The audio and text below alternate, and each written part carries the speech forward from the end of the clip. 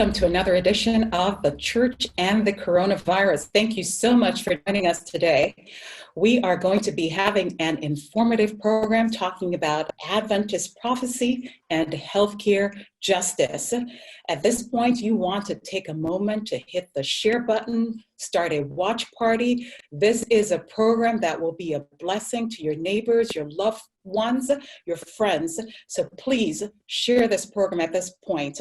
My name is Debbie Michelle, and I am the Managing Editor of the Lake Union Herald, and I'm also the Associate Communication Director for the Lake Union Conference. I'll be joined by my co-host, Nicholas Miller, the Lake Union Conference Public Affairs Religious and Liberty Director and Professor of Church History at the Seventh-day Adventist Theological Seminary at Andrews University. And so before we begin and introducing our illustrious panel, let's just take a moment for prayer. Dear kind and ever-loving Father, we are just so thankful at this point that we can just pause and take a break from all the cares of the world. And dear Father, I ask that you will be with each and every one of the panelists. Let this information, dear Father, be one that will guide and direct us and help us as a church, dear Father, that we can respond to this pandemic in a way in which that others will see you and see that there's a Christ who loves them. We thank you so much for being with us and blessing us. In Jesus' name, I pray. Amen. And so our panel, we have three experts that I'm really, really excited to introduce to you. We have Nia Johnson, who comes to us from Harvard University, where she's a PhD candidate in healthcare policy or health policy, where she's pursuing a PhD. She has a background in bioethics, law, and medicine. Also, we have Ingrid Slickers, who is an assistant professor at Andrews University in the social work department. She is also a social worker at the Southwest Michigan Bethany Christian Services for Refugee and Immigrant Services. She's also a contributor to the Lake Union Herald on a regular basis. We're also joined by David Williams, and he is the Florence and Laura Norman Professor of Public Health at the Harvard School of Public Health, as well as Professor of African American Studies and Sociology at Harvard University. He's a recognized expert on social influences on health. And so I am delighted to welcome them to our panel. And so we will turn it over to Nick to get us started. So I felt convicted that we needed to do a little bit of biblical background for a panel like this on Sabbath afternoon. For many Adventists, issues of social inequality and talking about healthcare justice are more perhaps political topics for them. Why would we talk about this on a Sabbath afternoon? And I wanted to give a little context from our Adventist prophetic heritage to suggest why our pioneers would view this as a highly appropriate topic for a Sabbath afternoon. As many of our listeners may know, the Adventist prophetic message involves very much a chapter out of the book of Revelation, Revelation 13, where we're shown a lamb-like beast, a beast with lamb-like horns that speaks as a dragon.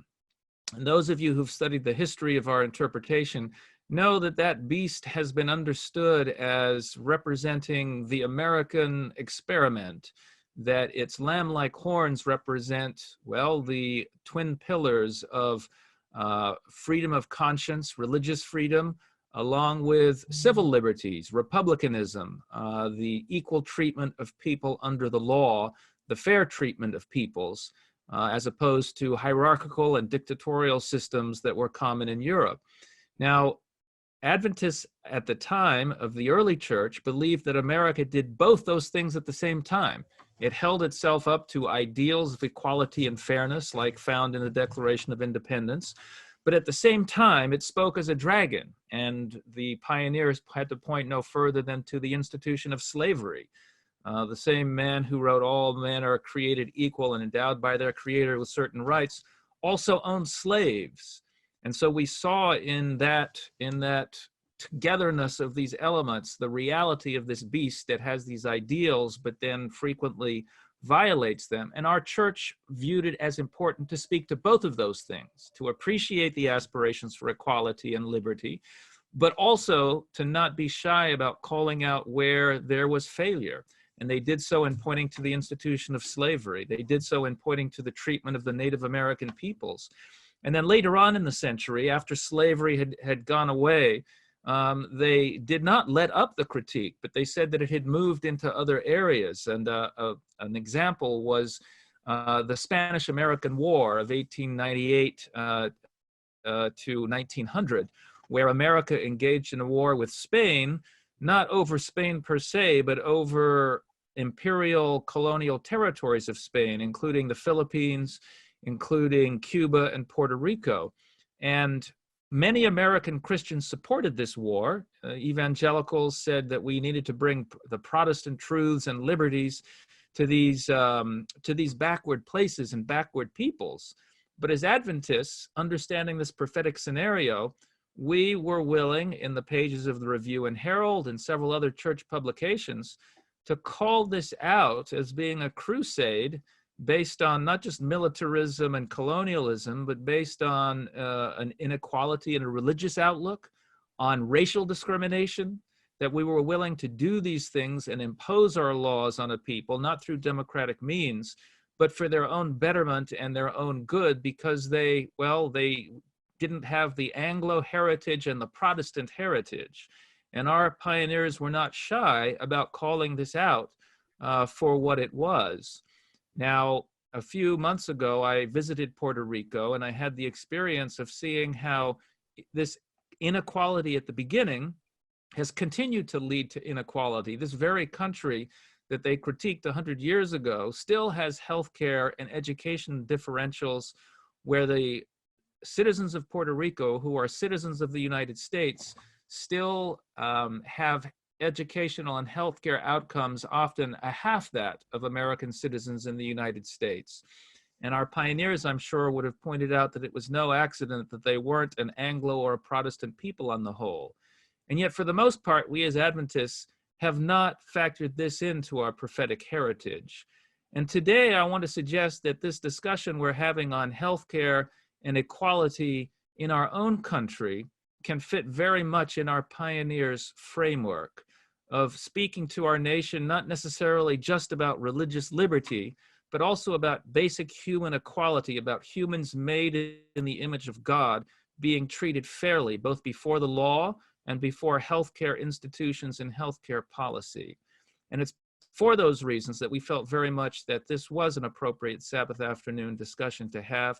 And Debbie, let me turn it over to you to begin with the first of our questions. Okay. All right. Thank you, Nick.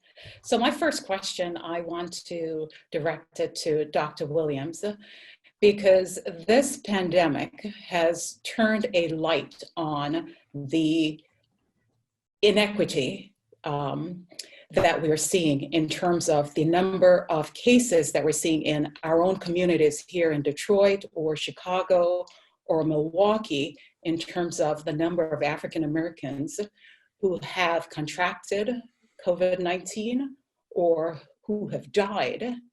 And so there are some alarm bells that are ringing, and I'm guessing for you, this is not a surprise. So kind of help us understand in terms of what has caused some of these underlying issues that we have been seeing, why we're seeing such large numbers of cases in these communities. I think you're on mute. Mute myself. Yeah, thank you so much for your question, and it's really a privilege to be here with you on the panel. Yes, many Americans are stunned. Many reporters that I have spoken to in the last 2 weeks have been stunned by the patterns that have emerged as you described. For those of us who work in the field, it is not a surprise. It is in fact quite predictable. The coronavirus did not create these inequities in health. All they are doing is shining a bright light on inequities that have existed for over 100 years in the United States. So we are stunned to see there are higher, the rate of illness, coronavirus illness is higher among African Americans in New York City, also Latinos, and that the death rates are higher. But that is true for virtually all of the major causes of death in the United States.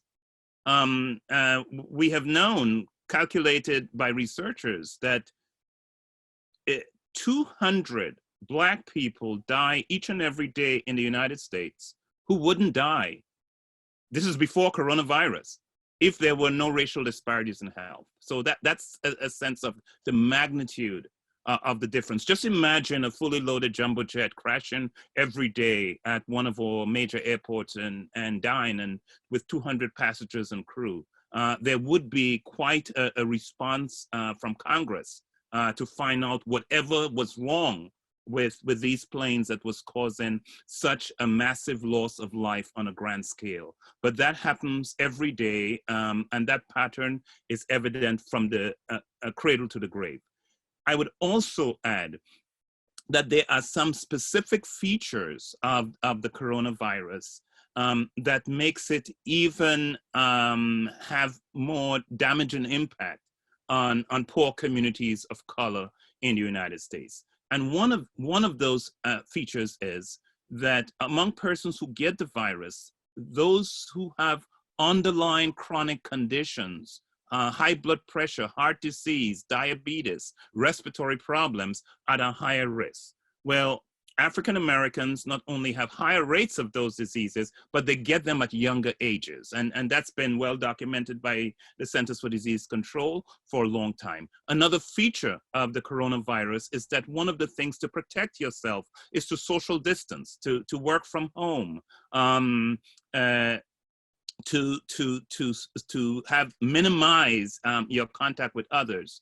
To give you a stat from New York City, 60% of the essential workers in New York, those who are operating the transit systems, those who are working in the supermarkets, these essential workers are persons of color. So many of them don't have the luxury to social distance, and more broadly, the economic challenges and the need to earn income for lower income persons who are poor, who are on a salary and hourly basis with precarious employment. They need to work in order to survive, in order to pay the rent. So that there are some features of this particular pandemic that makes it even more devastating for poor persons in general and certain persons of color in the United States. Okay, all right. But let me also ask you, because you mentioned some of those underlying conditions that I guess might be caused by poverty, and the density of the areas. Any other things besides health that's creating this disparity? Any of it has to do with, because for instance, I have heard, you could have Blacks and whites go to the doctor, but then how they're treated. So some of that implicit bias. So do you want to talk about some of those things that we also face in terms of the differences? Sure. So, it's a good question. Let me try to be brief because we could talk a lot about it. So this is the point I think it's important to make. The fact that African Americans and Latinos have higher rates of disease and higher rates of death, it's not the fault of those individuals. It's not the fault of those communities from which they come from. Instead, it reflects the successful implementation of social policies that are producing these inequalities on a grand scale. One aspect of social policy that I'll just briefly talk about that reflects that is, and we call it a mechanism of racism, because racism, a lot of Americans like to think of racism as a relic of the past, of a virulent, dehumanizing behavior on the part of some. But racism has also been baked into our society, baked into the ways in which we've organized, and residential racial segregation that restricted where individuals could live based on their race is one of those most powerful legacies. A historian who wrote a book about the history argued that residential segregation by race was one of the most successful domestic policies of the 20th century in the United States. And why would he say something like that? Well, let me give you a study done by one of my Harvard colleagues, David Cutler, an economist, using national data for the United States. He shows that statistically, if we could eliminate residential segregation, we would completely erase Black-white differences in income, in education, and in unemployment, and reduce Black-white differences in single motherhoods by 2/3. All of those differences are driven by opportunities, quality of schooling, access to employment opportunities, quality of neighborhoods and housing at the neighborhood level in the United States. So that's one mechanism of racism. And people who live in those disadvantaged communities also have higher levels of stress, financial stress, unemployment, the death of loved ones. All of those things matter for them. In addition to that, they also experience the stress of racial discrimination. And one of the areas I have studied is racial discrimination, and the stress of racial discrimination has an added negative impact. On top of that, racism is deeply embedded in the American culture. So it shapes our socialization, it shapes the stereotypes and assumptions we bring about race. And in 2003, there was a landmark study from the National Academy of Medicine, the highest scientific medical authority in the United States, that documented across virtually every therapeutic intervention in the United States, Blacks and other minorities received poorer quality care. What do we know in the case of the COVID epidemic so far? There is one study that has documented, and it's a study looking at billing data from multiple states of who gets COVID-19 tests, and found that Blacks and whites presenting with the similar symptoms, Blacks are less likely to get a test than whites. So there's at least one study that has shown in the context of this pandemic that Blacks with the same symptoms are less likely to get tests. There's also other research that shows that where are the testing sites located? And this testing is a precious resource, but it is disproportionately located in suburban, predominantly white communities than in central city, poor, and disproportionately minority communities. So there are multiple ways in which these larger policies are disadvantaging the poor and minorities.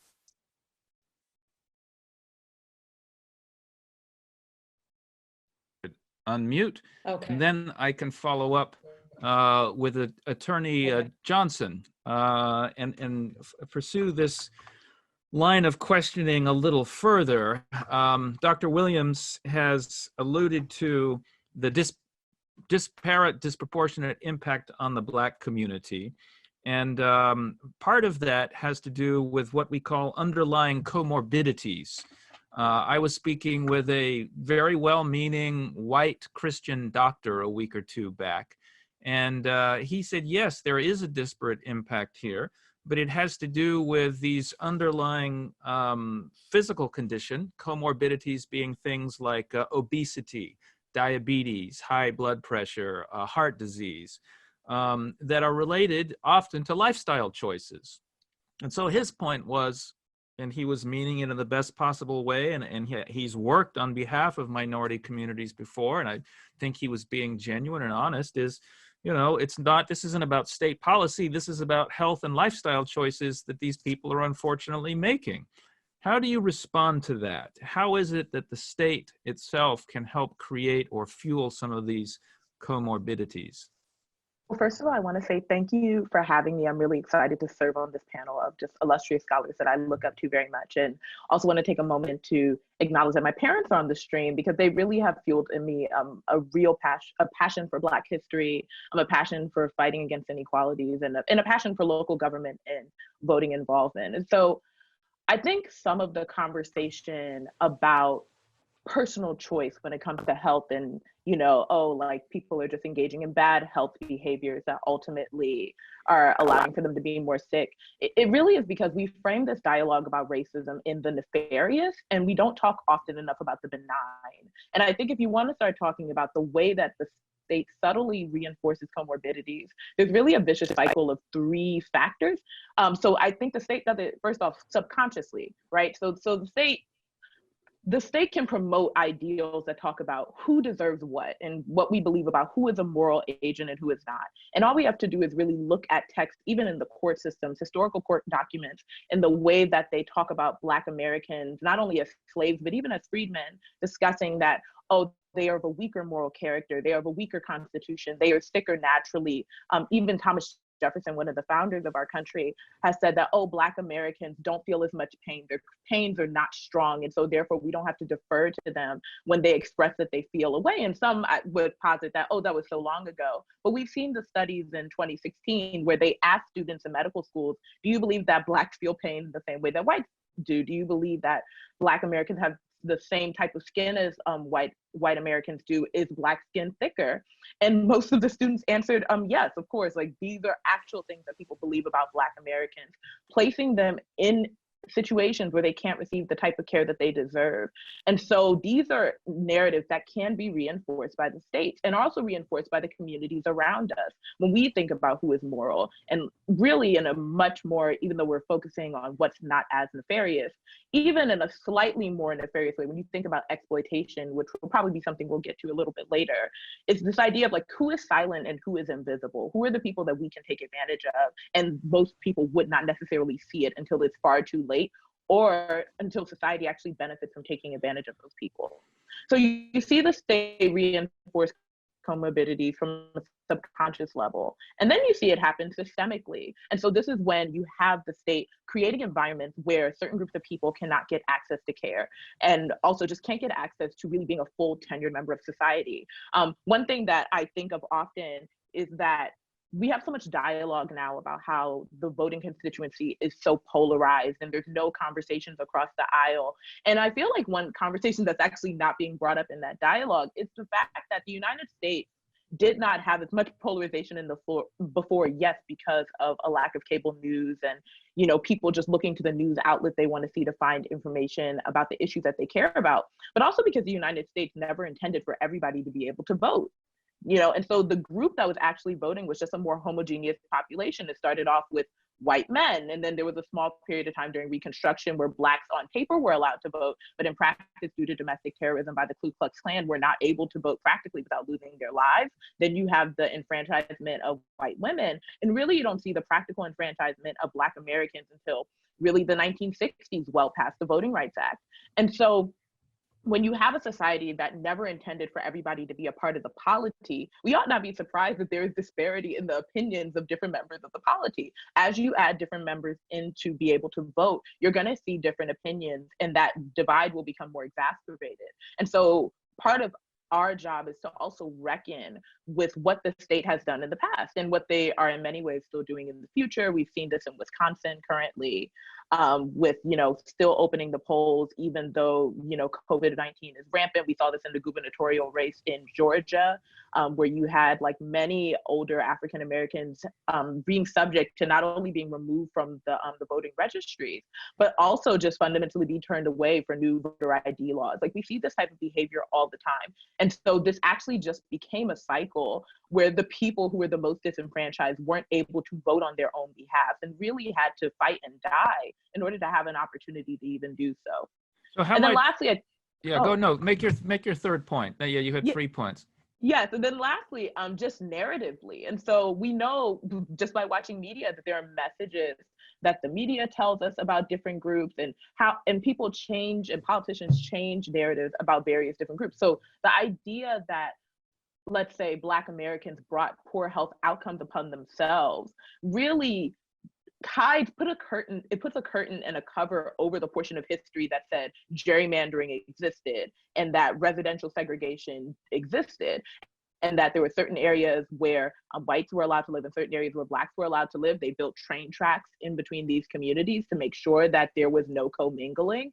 And it turned out that, you know, going back to this point of subconscious policy choices, you then have these white areas ending up with just better resources.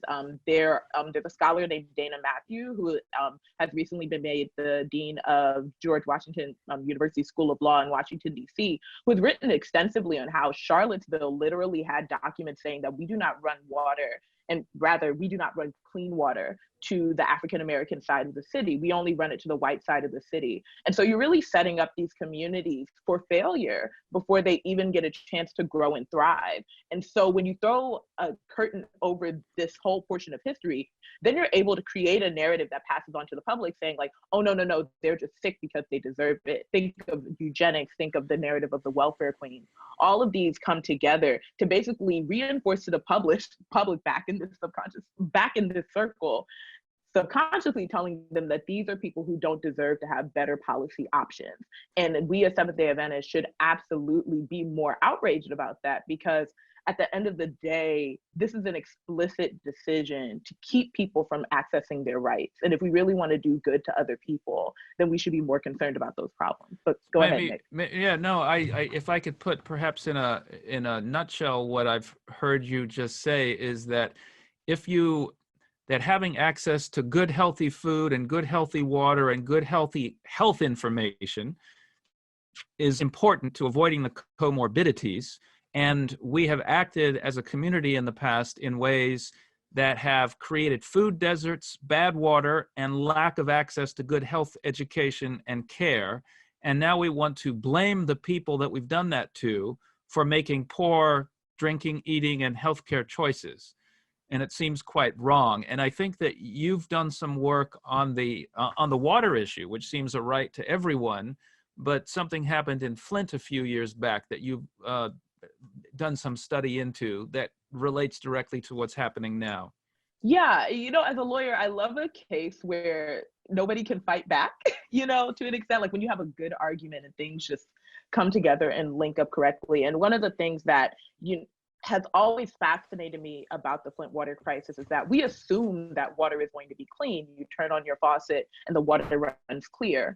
That's just what happens. But what we see in Flint was really that, the state officials have just sold out their people. They sold out their constituency. And yes, albeit there is some dialogue about issues of just general revenue for the city and what have you, but these are basic rights that we afford to people. And that's why I wanted to even start off by talking about these ideas of who is silent and who is invisible. If we need to save money, then who can we exploit? And so that's what ultimately being water. And I think what happens in Flint matters even more now is because this community has now been given the comorbidities that are actually making you more susceptible to death in the COVID-19 crisis. And this is a really important issue. I mean, in Genesee County, half of the cases of COVID-19 are actually coming from Flint alone. And this is not a particularly large community. These are people who are bearing the brunt of really their government's negligence, the people who they put in power's negligence. And this invites a very honest conversation that says, this is not about being more responsible. I mean, the Supreme Court has recently, just affirmed lower court's decision saying that, we can actually start holding the state government of Michigan and the local government of Flint accountable for what they did to their people, which was knowingly run them water that was unclean, that ultimately led to them having lead poisoning and ultimately dying. There's also been outbreaks of Legionnaire's disease in Flint, which is a special type of pneumonia that actually there's evidence it's not even being properly identified in, the constituents there.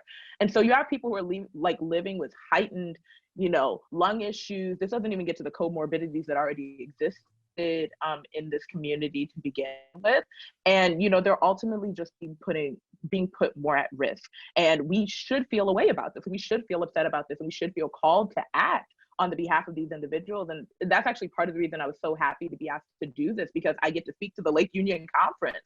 These are your people, these are your constituents. And so part of part of what we need to do as, as Christians, as people who want to be involved, the people who actually want to give back to our communities, is, inform ourselves on how states really push the impoverished to the side and look at them and just say, we don't have to afford them the same opportunities, because it really is on them to be poor. And I could have a whole nother conversation on, the moral dialogue about poverty and how America engages themselves in that. But I think I'll stop there.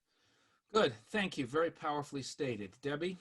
Yeah, very powerful indeed. And I want to turn it to Ingrid, because Ingrid works with refugees and immigrants. And I wanted to find out, what are you hearing as it relates to the coronavirus in this community and how it's affecting their health? Thank you, Debbie. Yes, much like we've just heard being discussed, there's discrepancies in how this virus is affecting people. We've been saying this is a global issue and we're all in this together.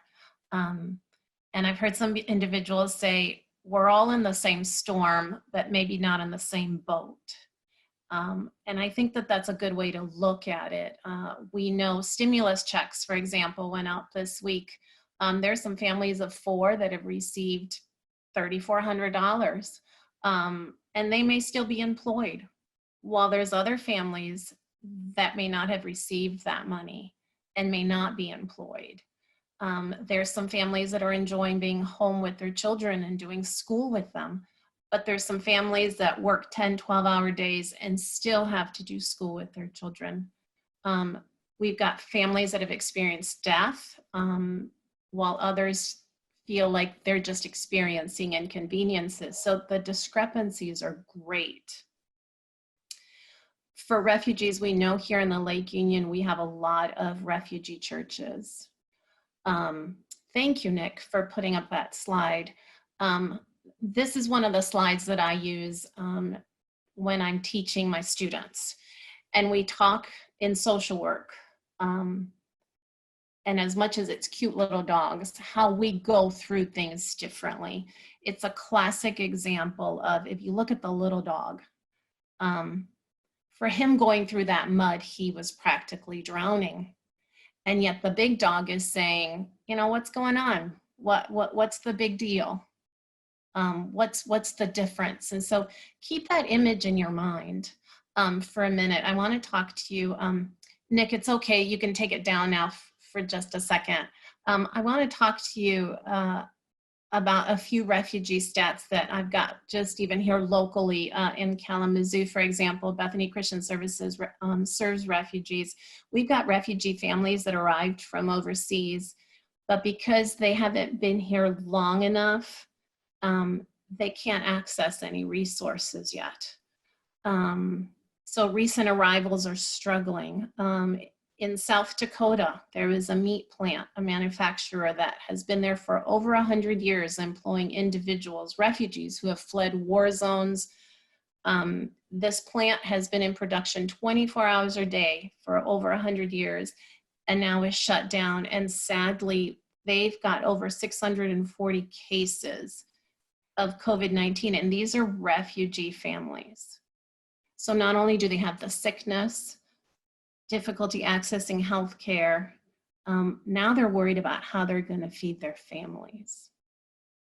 This week, a news report came out from here locally in Chicago of the children's shelter. So there's a shelter in Chicago that takes care of unaccompanied immigrant children.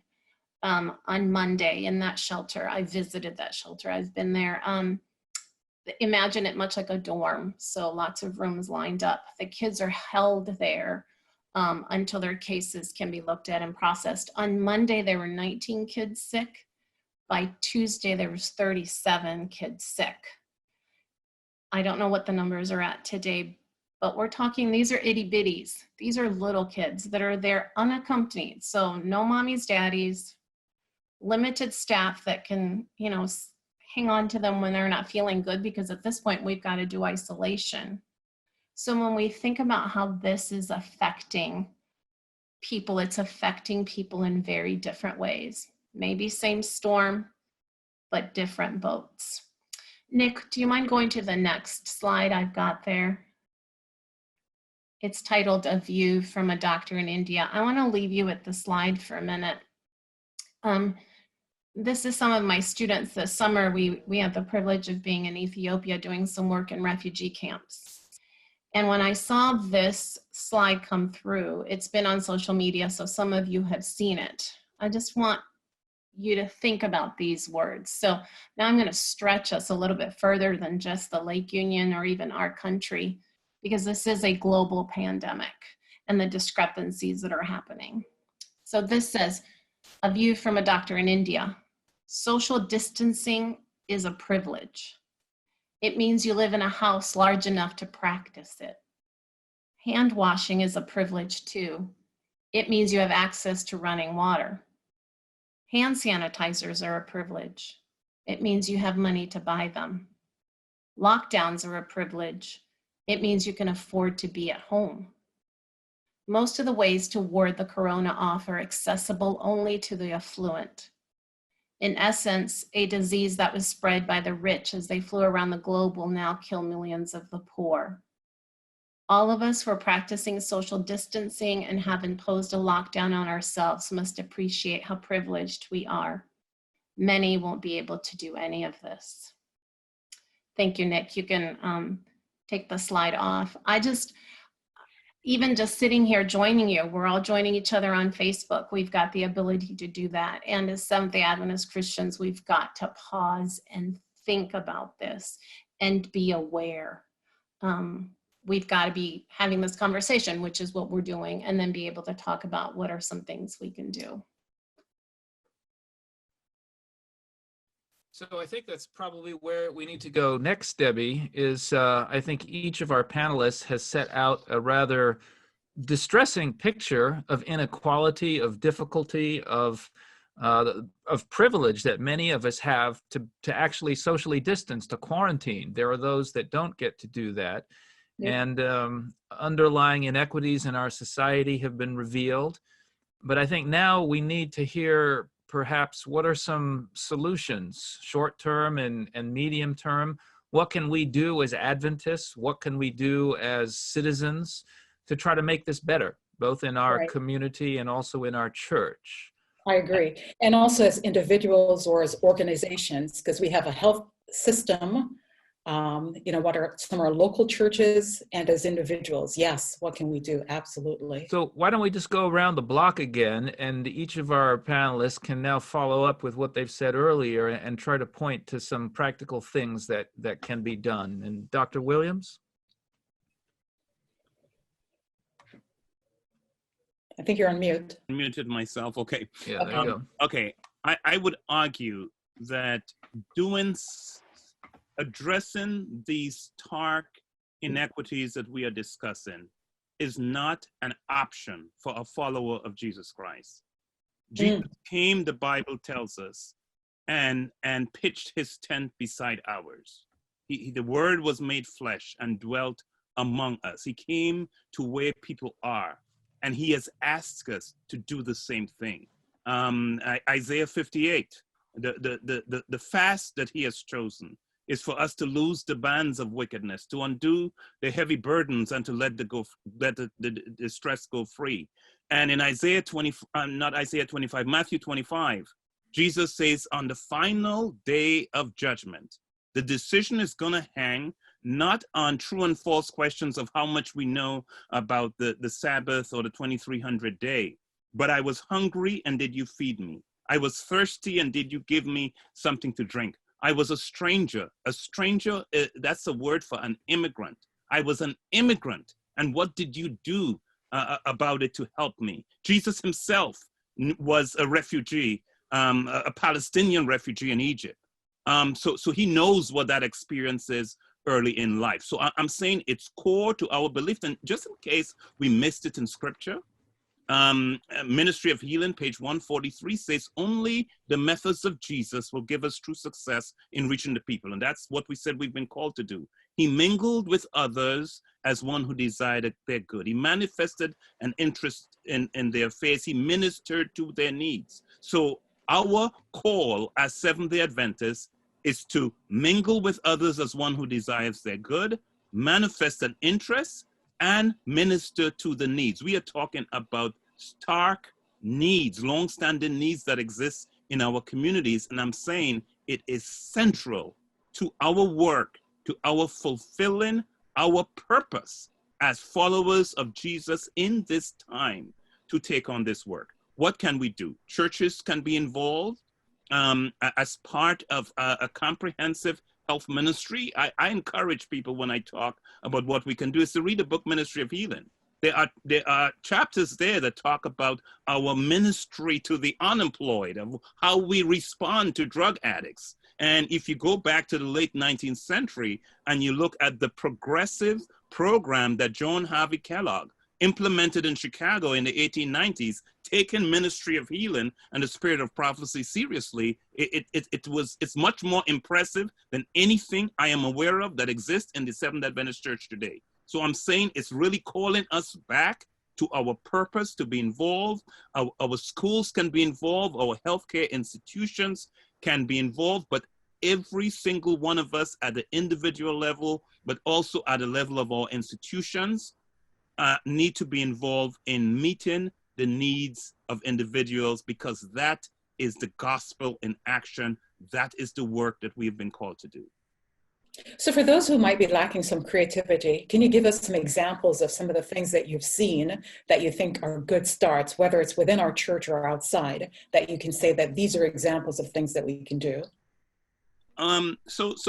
Let's be specific. I like the point that was made that a stimulus check to families with the same level of income, it does not necessarily mean the same thing for everyone. And let me go back to the way the social policies have created inequality. I talked about segregation and the evidence that that is the driver of inequality in America. If I look at a report on income levels in the United States, for the year 2017, African-American households earned 61 cents, and Native American households, for every dollar of income that whites earned, and Latino households earned 72 cents. That income gap understates the economic gap, because the larger economic gap looks at wealth. For every dollar of wealth white households have, Black households, according to the Federal Reserve Board in 2018, Black households have 10 pennies and Latino households have 12 pennies. So that when we do provide resources to groups based on their income, we are dramatically understating for those populations that have no wealth. It means they have no cushion. It means they have no economic reserves. It means they're often one paycheck away from being homeless and being unable to feed their kids. And this didn't just happen. These as a result of the policies we have implemented in society. So we need to think of practical programs that actually meet the needs of others. Ministry of Healing talks about one of the ways we can help the poor most powerfully, and one of the things that should be done in every church. Spirit of Prophecy says everyone who knows a trade should be involved at the local church level in teaching the poor how to some trade or craft through which they can earn income and become productive members of society. So we can think of what we can do in terms of providing help to the disadvantaged, like the immigrant populations and refugee populations we're talking about. But I'm just saying the range of ways in which we can be involved in meeting human need, from not just soup kitchens and providing food to the hungry, that's good, but what are the largest steps we would take to prepare them with resources that they can gainfully earn income over the long term. And those are explicit things discussed in the Ministry of Healing as part of the healing ministry of Jesus that God has called this church to do. Okay, questions are coming in, and we actually do invite you to continue to bring your questions in. And so this is a question while you were talking, Dr. Williams, that came in. How do we do this with social distancing or physical distancing that we're supposed to be doing at this point? How do we mingle, so to speak, with the community? What are some ways, I guess, in ways we can still help Wow. That's a really great question. My point is this is not something we need to do because of the coronavirus. This is something we need to do because we are following in the footsteps of Jesus, who made a difference in the lives of others, who spent more time in meeting the human needs of others than he spent in preaching. I think it's tragic that within the Adventist church, when we talk about this gospel of the kingdom must be preached in all the world, we think of providing facts to individuals. What the world needs is the love of God in action. And when we have the love of God in action, they will be ready to learn the wonderful truths of Scripture that we know so well. So it's not just about teaching them about the doctrines, and I believe in the doctrines, but it is about living the love of Jesus. And that's why he said the fundamental test, by this shall all men know that ye are my disciples, is when we have that love, and that love for each other, but that love that overflows in the communities in which we live and in which we work. So I'm saying it's a generic thing, but in the era of social distancing, there are many charities out there that are working. You can deliver food to families in need while social distancing. You can drop it at their doorstep. You can arrange for a drop off and pick up. So there are multiple ways. In social distancing makes we need to be more creative in how we do it, but in no way does it remove the opportunities for us to reach out. And I would say, by the way, that part of our work also thinks of the elderly in our communities, the elderly within our churches, for example, that social distancing does not mean emotional distancing.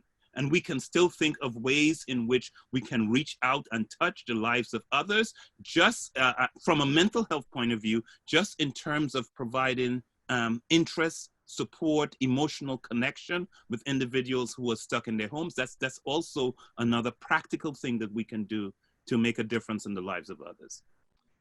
Debbie, I think it's fair also to refer our listeners today to the excellent program that happened last week that can also be found on the Lake Union Herald website, where the presenters, physicians, and other healthcare people talked about very practical, at-home, natural remedies, both to strengthen the immune system, as well as actually to treat at least the early stages of COVID. There were some very interesting talks about hydrotherapy, hot and cold showers, fomentations, using hot towels and cold towels, that I think speak especially to this issue, because those sorts of natural in-home things can be utilized in poorer, economically deprived communities who have access to them, who may not have the same kind of full access to the medical and formal healthcare system. You know, we need to work against structural injustices, but those kinds of movements can take months and years and decades. But I think we have some very practical things to offer right now that we can see can be distributed more widely, especially in our minority communities. And with that, I'd like to turn to Attorney Johnson and hear her response to this question. What is it that we can do in the short and medium term in meeting people's needs that have been described here? Yeah, well, I would really love to piggyback after what Dr. Williams was talking about. When we think about social policies that are really designed to disenfranchise, you know, we have a really important election coming up, not just at the federal level, but this is an opportunity for congressmen who are up for re-election to, you know, go through our democratic systems. This is an opportunity for state and local officials to also be elected. And one thing that's always amazed me about local government, I spent some time working for the Massachusetts legislature, is that there's so much that happens at the local level that has so little to do with being partisan. You know, like, it's not just strictly across party lines. There are a lot of opportunities to actually see policies change. And so whether you are a member of Andrews University at, like, you know, the more senior level, or the member of a church, your bodies and organizations matter. This is an opportunity where, you know, we have politicians that enjoy going to churches, that want to talk to universities about what can we do to make our platform more palatable to you. I feel like one of those conversations need to be, if we aren't seeing some sort of reparations towards the Flint residents, evidence, then I don't know if this is something that we want to be promote. We don't want to promote this candidate in our church or in our institutions or what have you. And this is not to say that elected officials are perfect or moral or, adhere to everybody's like moral ideas, but the reality is that those are the people who bring down the gavel on what happens in your state. These are the people who also elect federal judges that make decisions about what, I'm sorry, not federal judges, but you have state judges that are elected, and at the federal level, you have federal judges that are appointed. But these are the people that make those types of decisions, and it's important to engage with them. So I think something that's actually very short term is, we are all sitting here on Facebook right now, using your social media platform to speak to your representatives, to speak to really like the public and say, like, we are demanding mail-in elections so that way we don't have to risk our lives to be able to see policy changes in our state.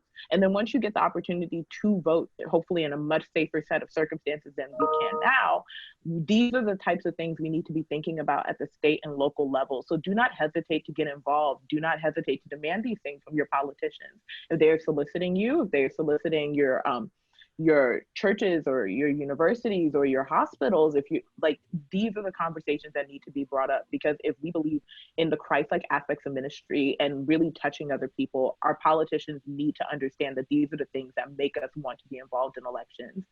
And I know we were asked to think of, like, what are our most favorite scriptures when it comes to social justice? And I know one that I think about often, I believe it's Proverbs 3:27 that says, "Do not withhold good from those who deserve it when it's in your power to act." And we have a lot more power to act than I believe we utilize on a regular basis. So yes, this is an opportunity. Vote in your local elections, vote in your state elections. These are people that make a difference for your immediate constituents.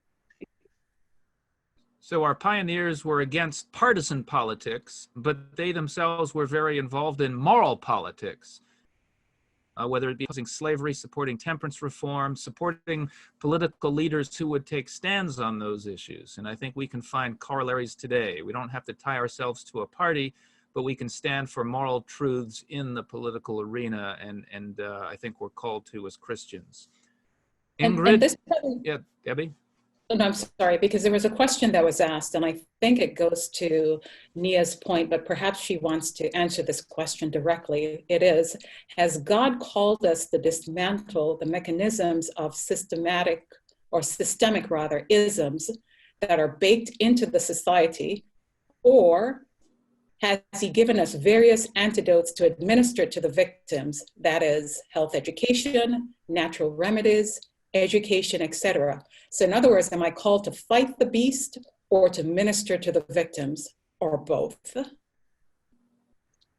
So I would like to first preface by saying I'm not a theologian, but I know the way that I have practiced social justice really in my Christian community has really been from a preventative approach. And yes, there is a work to be done on the back end after somebody has, received affliction from the, society's, basically from the way that society has treated other people. I think there is a way to provide them comfort and hope. But I know if I was somebody who was at risk of, let's say, being hit by a train, I would want somebody to come and get me off of the tracks and not try to reset my bones afterwards. Because if you think about the effects, okay, at that point, you have to have bones reset. You have to go through physical therapy. There is a multitude of issues. And frankly, I think something that we don't talk about often enough is that everybody doesn't recover from these things.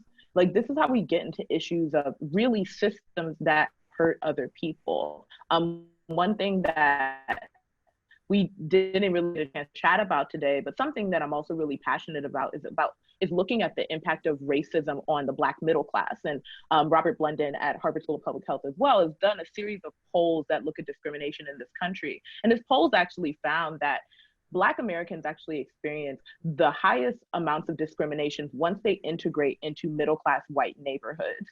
And so some of the same stressors that have been, shown in Professor Williams' work on the role of racism in society and how it ultimately is a slow death, just the general stresses of living that way, travel with you regardless of how you ascend. And so even if you are receiving some sort of support on the back end of oppression and you're able to move forward let's say like find some sort of upward mobility, you are still carrying with you some of the genetic comorbidities, but you're also carrying with you just like the social comorbidities that exist everywhere. And so I believe that we are better off actually fighting against the issues that cause challenges down the line. We don't have to wait until after the problem has ravaged a community. We can work harder on the front end to dismantle things that hurt other people.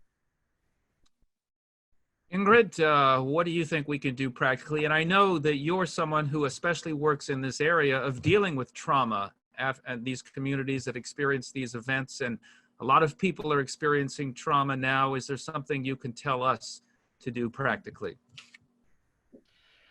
So a couple of things. I'm really glad that people are asking, what can we do? I think it's important that as Christians, we pause and we pray and say, God, show me what you need me to do. God will put it in front of you if you ask him.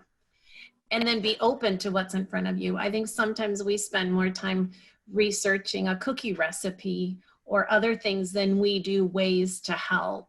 And that's to myself as well. Maybe I'm making assumptions because I'm a social worker, I'm doing enough.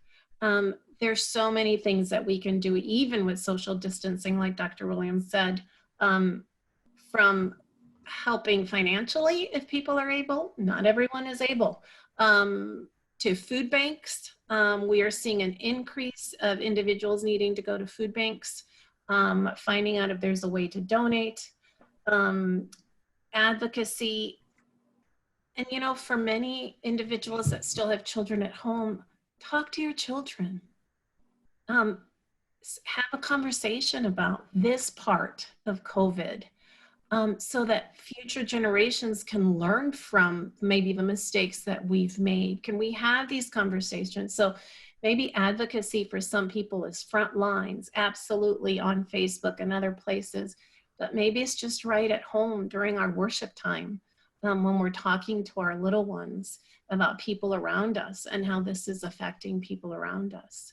So I think there are practical things. Now, Nick, you asked me about trauma.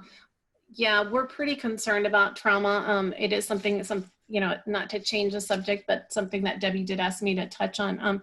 Nick, there's a slide that's titled, "How Big is the Problem?" that I just want to draw our listeners to. Researchers are warning us that the coronavirus pandemic could inflict long-lasting emotional trauma on an unprecedented global scale.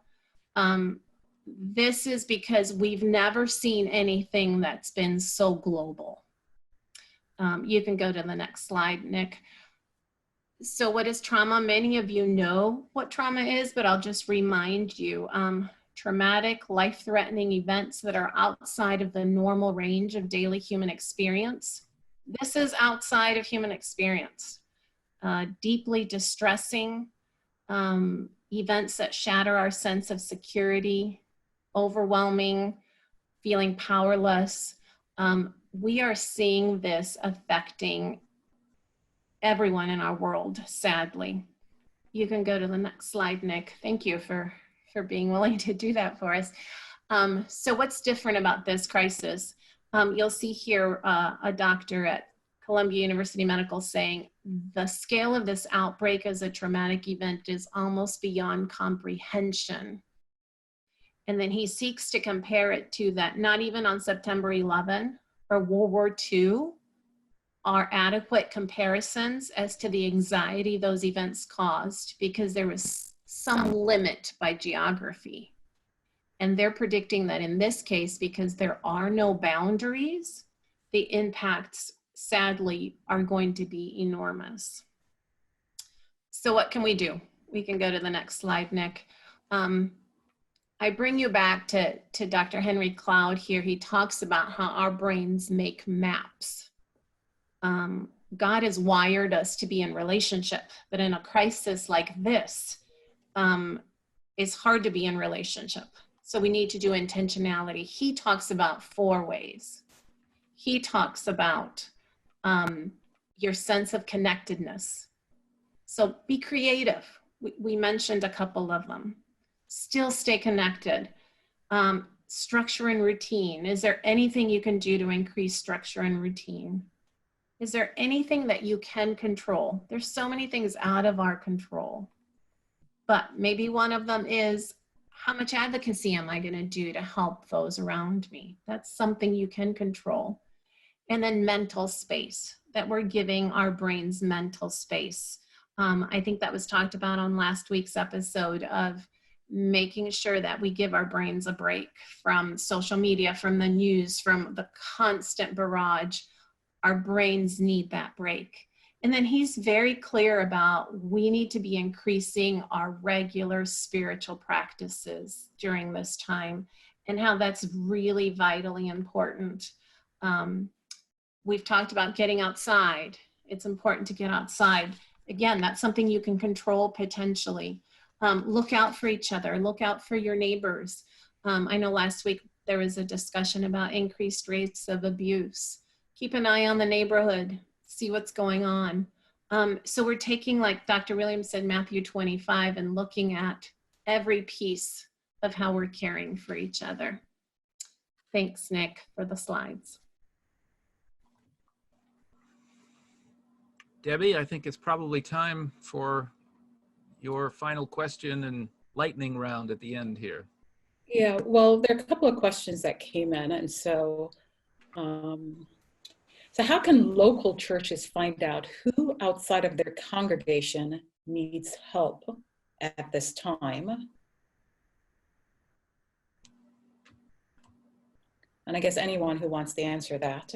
If someone wants to know, I know that folks have been saying you can donate, you can look for the food banks, but I guess if there's anyone that you want to help, I don't know if there are any other things that you can suggest, or you think we've covered them all. Well, I think in most churches, pastors and elders have a pretty good sense of what elderly people, what shut-ins there are. I mean, if you're looking to help someone, your pastor and elders are a good place to start to find out people in your churches. And I think they were saying outside of the congregation. So I don't know if they were thinking about the community in terms of what are some of the things that they can do. But can I jump in on that? I just want to describe what Dr. John Harvey Kellogg did in Chicago in 1893. So that tells us that the sky's the limit. He opened the Chicago Medical Mission that provided a free medical clinic. It provided a clothing distribution system. He established a homeless shelter that could house 400 persons a night. He provided a place at the shelter where they made rugs and carpets and broom making. He had a soup kitchen that fed 500 to 1,500 a day. He established a lifeboat rescue home, which was a home for pregnant women who needed a safe place to stay. It was also a home he had a ministry to prostitutes. There were Seventh-day Adventist women in the 1890s working the red light district in Chicago until 1 o'clock in the morning, rescuing women from a life of prostitution, and they had a home to take them to. He had a farm outside the city, which was a drug rehab center and for persons who were homeless. He established a school for Chinese. The significance of the school for Chinese in 1893 is that in 1882, the United States Congress passed and the president signed a bill called the Chinese Exclusion Act. If you were from China, so calling the coronavirus a Chinese virus is replicating some historical realities in these United States. And at a time when people from China were banned and people from China were stigmatized, as part of his mission, he established a school for persons from China. He also had a visiting nurse service as part of the program. And then he established a medical school in Chicago. Most Adventists don't know that.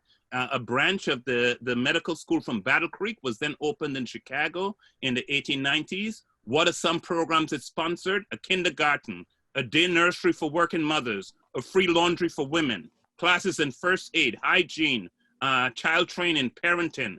He operated a free employment agency helping people find jobs. There was a placement service for orphans. There was a placement service for men and women who were reclaimed from Skid Row. The point I am making, that just gives you a broad range of activity, and he got all of his ideas from the writings of Ellen White that we have in the Ministry of Healing of what our churches need to do. This is the work of local churches. And someone asked the question in the chat room, where did Ellen White make this statement about the things that we need to do? Let me give you one of them, Ministry of Healing, page 194. Attention should be given to the establishment of various industries so poor families can find employment. Carpenters, blacksmiths, and indeed, everyone who understands some line of useful labor should feel a real responsibility to teach and help the ignorant and the unemployed. That's the work of every church. That's the ministry that should be a part of every Seventh-day Adventist church if we are taking Matthew 25 and Isaiah 58 seriously. All right. I think Nia had her hand up. Oh, yeah, I was just going to add very quickly. There are also opportunities, again, and I feel like I'm being redundant, but to also call your congressman, call your local city council and simply ask them, where can we as a church help? And you'd be surprised what people will tell you and like the ways that churches can make themselves very available. Okay. All right. Thank you. So I want to go back to you, Dr. Williams, because this whole thing of implicit bias, and we all have it. And so even within the church as individuals, what are some of the things that we can do to perhaps minimize this bias that we have? That's a great question. The issue of implicit bias, I think is a really important one, because we cannot begin to address the problem of implicit bias unless we recognize that we have a problem. And the person who says, I treat everyone the same, I do not discriminate. I've heard many people say, I don't see color and I don't see race. Those persons are perfectly set up to do it. What does the research tell us about implicit bias? Implicit bias is a normal human phenomenon. It's every culture, every community, every society has in-groups and out-groups. Groups that are viewed positively and groups that are viewed negatively. So all of us in our socialization have been raised to think more positively of some groups than about other groups. And what the research finds, when we meet someone from a group for whom we have negative, deeply embedded, unconscious stereotypes or assumptions, in 1/3 of the time it takes to blink our eyes, we notice that social characteristic and we will treat that person differently. That is, we will discriminate against that person. It's a normal human phenomenon of how we all process all the complex cognitive information we face every day by putting things into categories. I like to tell my students that I think of myself as a prejudiced person. And I tell them I think of myself as a prejudiced person because I think of myself as a normal human being. I would like to think of myself as a normal human being. Because if you are a normal human being, you are probably prejudiced.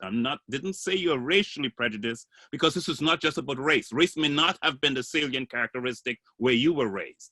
But what are the negative stereotypes you have about gay people, about fat people, about old people, about women, about people from this country or this part of town, but of people of different racial groups? And race is, in fact, very prominent in American society. So yes, it is a real phenomenon, and it's something that we all have, and you're not a bad person if you have implicit bias. You are simply a normal human being. So what can we do about it? The first thing we need to do about it is to recognize that this could be me, that I could be treating persons differently without my conscious awareness, with no intention on my part. Because if you say, the research shows you do it even if you hold egalitarian attitudes. So it's a normal thing to do it. The good news is there are a number of strategies that have been shown to reduce the likelihood of using being implicitly biased. One of them is focusing on individuation instead of social categorization. We process information by putting people and things into categories. Individuation says, I will resist the temptation when I see you to say, oh, you are a young Black female. And instead of that, let me try to understand you as an individual. Let me try to understand you as a person. Another strategy is stereotype replacement. If you think of all women as weak, well, what about imagining what a strong woman would look like? Is an example, and think of that before you fall asleep at night, thinking of stereotype replacement. Another strategy, by the way, all of these strategies Jesus used. So let me give you one that Jesus used, counter stereotype imaging. The Samaritans were despised and negatively stereotyped by the Jews in the time of Jesus. And what did Jesus do? He told a story about a good Samaritan. That's an example of what scientists today call counter stereotype imaging. A population that is viewed negatively, you now present them in a most powerful and compelling light. And the examples of all of the strategies that work, we can see in the ministry of Jesus. Let me give you one last point that we also see in the ministry of Jesus that was linked to an earlier question about what do we do? Do we just help the people who are wounded, or do we dismantle systems? In the ministry of Jesus, we see both. An example is, how did Jesus relate to women? In the time of Jesus, no decent Jewish male would have a conversation with a woman in public. Yet we see Jesus with the woman of Samaria at the well, talking to her, having a conversation with her. And when the disciples came back, the Bible says they were astonished that he was talking to a woman. So Jesus, in his life, Jesus also had women who followed him publicly. Again, no Jewish rabbi would do that. It was prohibited under the customs of his day. And who did Jesus pick to spread the good news of the resurrection? Women were regarded in the time of Jesus as perpetual liars. They could not even be witnesses in a court of justice. But Jesus took that despised group, regarded as perpetual liars, whose word could not be trusted, to be the first to proclaim the good news that he was risen. So in the life of Jesus, we see him not only saying the right thing, but we see Jesus, by the steps that he took, actually changing the ways in which, and confronting the ways in which. And it's no surprise that we miss this sometimes.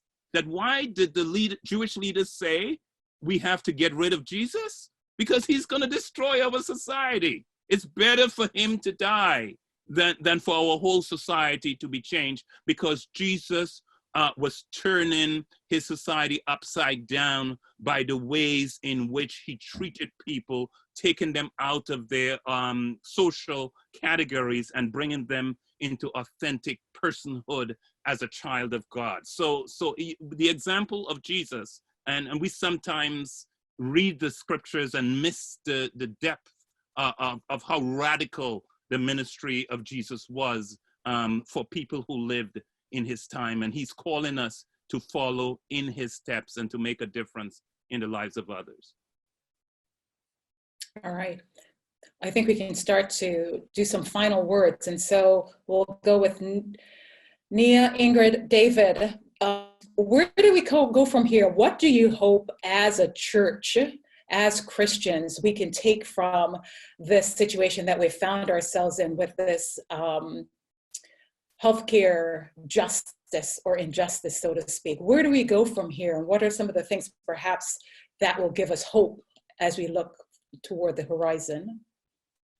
I hope that we can really resonate with what it means to treat others the way that we would like to be treated, and think about, be more introspective about the ways that we may have contributed to systems that ultimately really hurt other people.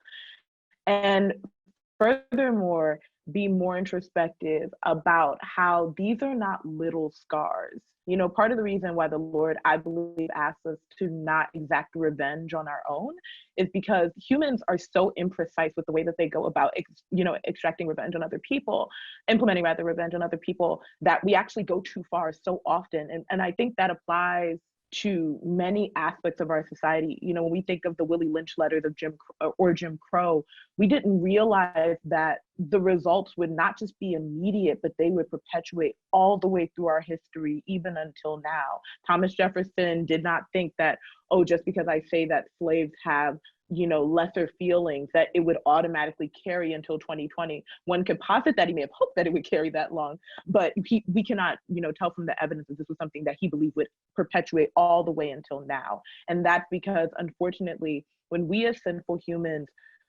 really engage in bad behavior, it lasts. And so I think we need to be more mindful of the way that sin lasts and runs through our society.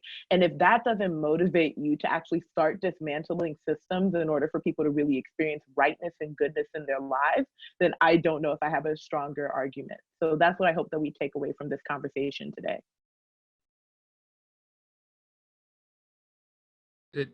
Ingrid next? Sure. Sometimes with students in social work, they walk out of our classes after hearing case after case or situations and feel absolutely overwhelmed. And I say to them, that was my goal, because then you can start doing something. And so my hope is that the conversation, I'm feeling overwhelmed from things that I've heard today. To wrap my head around it is overwhelming, but I don't have to wrap my head around it because God tells me what to do. And so my hope is that listeners can walk away overwhelmed and feeling devastated, because then we can, that's where action is going to come from. So fellow colleagues of mine have been texting me verses. For example, in Proverbs, we can't forget, Proverbs 3:27 says, do not withhold good from those who deserve it when it is in your power to help them. So pause and think, is it within my power to do something? And if you can help your neighbor now, don't say, come back tomorrow, do it now. So are there things I can do now? Are there things I can do when, our different governors release us? And at the trauma center, when we're dealing with so much trauma in individuals' lives, the verse that we cling to is Romans 15:13 that says, I pray that God, the source of hope, will fill you completely with joy and peace because you trust in him. Then you will overflow with hope through the power of the Holy Spirit. And so I want you to walk away overwhelmed, but then turn to God and say, can you fill me with such hope and show me what I need to do? Put it right in front of me. Show me. That's what I would pray. Powerfully stated. David, do you have a final scripture for us all? I have two things I want to do. I want to give many Seventh-day Adventists listening a lesson from history, and then I have a beautiful statement from the from Ministry of Healing that encapsulates a text that I want to share with you. First of all, many of we can do what we're talking about because we have done it before.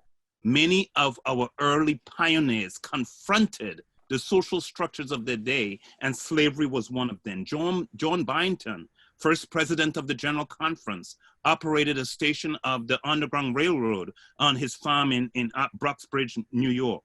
The Kellogg's, the parents of John Harvey Kellogg and Will K. Kellogg, who operated a station of the Underground Railroad outside on their farm just outside Battle Creek. Joseph Bates, from whom we learned the Sabbath truth, left his church when his church split over the question of slavery. And Ellen White, she advocated civil disobedience when the Fugitive Slave Law was passed, and she said that any Adventist who supported slavery should be disfellowshipped from the church. So we see a pattern of taking a stand on an important social issue, but an important moral issue of the day. And I want to share with you that I would say to every Adventist who wants to know what to do, please get a copy of the book, Ministry of Healing. It spells out in detail what we would do. And I want to share with you from page 248 and 249, a powerful quotation from that book. It says, "We are not to let the future, with its hard problems, its unsatisfying prospects, make our hands faint, make our knees tremble, or hang our hands hang down." And then it quotes Isaiah 27:5. "Let him take hold of my strength, says the mighty one, that he may make peace with me, and he shall make peace with me." And then it continues, "Those who surrender their lives to his guidance and to his service will never be placed in a position for which he has not made provision." Whatever our situation, if we are doers of his word, we have a guide to direct our way. Whatever our perplexity, we have a sure counselor. Whatever our sorrow, bereavement, or loneliness, we have a sympathizing friend. So I say to everyone listening, God has called us to demonstrate his love to the world, and he has said, "I will be with you, I will strengthen you, I will empower you to do the work that I have given you to do." Thank you, David. We appreciate your clarity and your passion, as we do from all the members of our panel. This has been a rich feast of historical insights and current insights into our society, into our church, and I hope there are no viewers out there who have any questions about why we would touch such a topic on a Sabbath afternoon and how we can connect it with our Adventist prophetic outlook. I think those questions have been clearly and fully answered. Obviously, the conversation is ongoing as to how we fill in the details of meeting our community and its needs. This has been a weekly special broadcast of the Lake Union Conference. You can find the first 2 episodes on the Lake Union Herald website, and we will be gathering again next week at the same time to explore further issues and topics on the coronavirus in relation to the church, and we invite you to join us then. But in the meantime, let's bow our heads for a concluding word of prayer. Dear Heavenly Father, we are grateful for the learning that's been assembled here, but even more importantly, for the passion and for the care that has been exhibited here for the lives of our church members, for the members of our community and our larger country. And may we be open to the leading and guiding of your Holy Spirit as it prompts us to seek ways in which we can reach out during this time of crisis. A crisis is also a time of opportunity where old patterns can be shaken from, that we can see more deeply the needs and the inadequacies of our own society, our church, and our own hearts. And may we take advantage of this opportunity to grow in all areas as we are led by your Spirit. Go with us from here. We pray these things in Jesus' name. Amen. Amen.